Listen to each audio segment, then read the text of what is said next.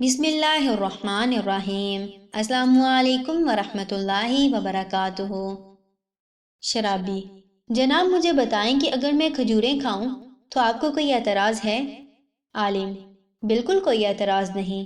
شرابی: اگر اس کے ساتھ کچھ جڑی بوٹیاں کھا لوں؟ عالم: کوئی رکاوٹ نہیں۔ شرابی: اور اگر میں ان میں پانی شامل کر لوں؟ عالم: بڑے شوق سے پیو۔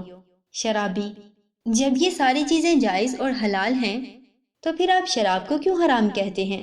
حالانکہ اس میں یہی چیزیں تو ہیں جن کے کھانے اور پینے کی اجازت آپ دے رہے ہیں، یعنی کھجوریں، پانی اور جڑی بوٹیاں۔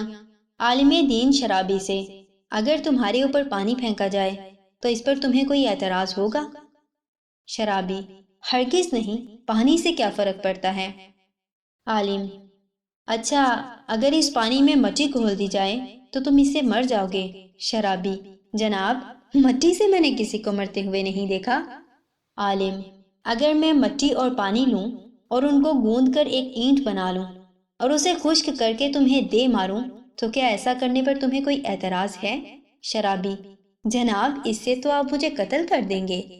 عالم نے کہا: شراب کا بھی یہی حال ہے۔ اللہ سبحانہ و تعالی نے ہم کو جس بات سے بھی روکا ہے اس میں کوئی نہ کوئی مصلحت ہے۔ ہم کو اپنی طرف سے تعویلیں نہیں گھڑنی چاہیے بلکہ اللہ کے احکامات کی پیروی کرنی چاہیے۔ جزاکم اللہ خیر و احسن الجزا فی الدنیا والآخرہ۔ السلام علیکم ورحمۃ اللہ وبرکاتہ۔